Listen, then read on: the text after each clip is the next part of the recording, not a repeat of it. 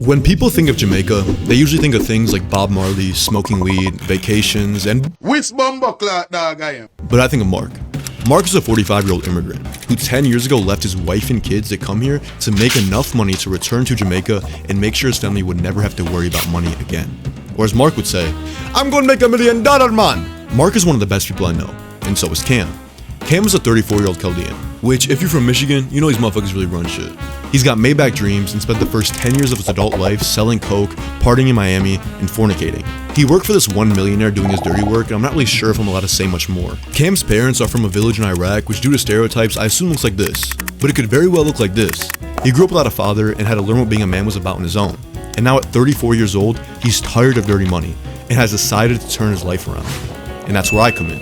You see, Mark, Cam, and I, we all have three things in common. We all come from immigrant backgrounds, we all work together, and we all have the same goal, the hopes of having power over our own lives. A few days ago, I saw the new Superman movie for the first time. It was pretty good. I don't really have any critiques. I'm not a movie critic or anything. But anyways, it left me with a thought. What if Earth had superheroes? It's hard for me to believe they'd be all good. If Superman was real, do you think he'd be saving cats from trees or partying with a bunch of billionaires on a yacht? I mean, look at our world. We have so many people with the access to change the world and actually help people, and instead they stage terrorist attacks and traffic kids on a secret island. I often wonder, is it the power that changes you, or is it the money? I know money is power, but if I had the ability to fly and had laser vision, why the fuck would paper mean shit to me? Maybe money only matters if you're a part of that game. Money doesn't just change your life, it changes the level of life you get to access. New rules, new sins. You make $1 million and all of a sudden you're in LA participating in orgies and taking pills you can't even pronounce. It opens so many doors. It's like money unlocks this whole new stage of life, and the more you have, the bigger the stage unlocks. But when is enough enough? I'm starting to think that once you're a part of it, it's never enough. So I guess my question is, how do you not become a part of it? How do you not value paper over people?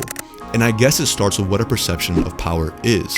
You see, we're raised with the fundamentals that power is how much you can do, how much you can influence, and how much you can control.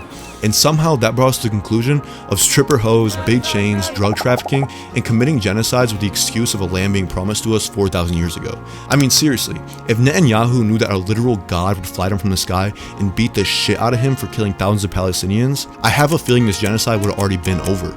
The truth is, power is not a bad thing. Power without empathy is. At the end of the day, all these people are unstoppable. These billionaires will continue to do what they want and continue to get away with it. But in that same sense, the same thing that gives them control is the same thing that controls them. Money. I'm not gonna act like some saint. Of course I hope I profit off this YouTube shit, but I want it without giving my dignity up over some paper. If there was one thing I learned when I was researching Buddhism, it's that the greatest power is the power we have over ourselves. You see, Buddhists don't reach nirvana by doing lines of coke in Ibiza and trafficking kids. They reach nirvana by not being a part of this power game in general. The reason Superman does good is because he doesn't need to be consumed by money. The man has super strength. He doesn't need his investors' opinions to make decisions. He doesn't need a Monica Lewinsky topping him off into the desk. All the power that all these people want in order to have control is something Superman's already got. When money controls your decisions, you're not in control of your life. Money is in control of you. When you realize that you're above money, I believe that's when you reach your true purpose in this world, your non-corrupted purpose. If money didn't exist, maybe Mark wouldn't have had to leave Jamaica in order to provide for his family. Maybe Cam would be prospering in Iraq with the rest of his family. And maybe borders wouldn't matter as much as they do now. But hey, that's a perfect world. So I guess for now, I'll just shut the fuck up. Bro, imagine how many hoes Superman would have if this motherfucker was real, bro. Like, no homo. Holy shit, that'd be crazy.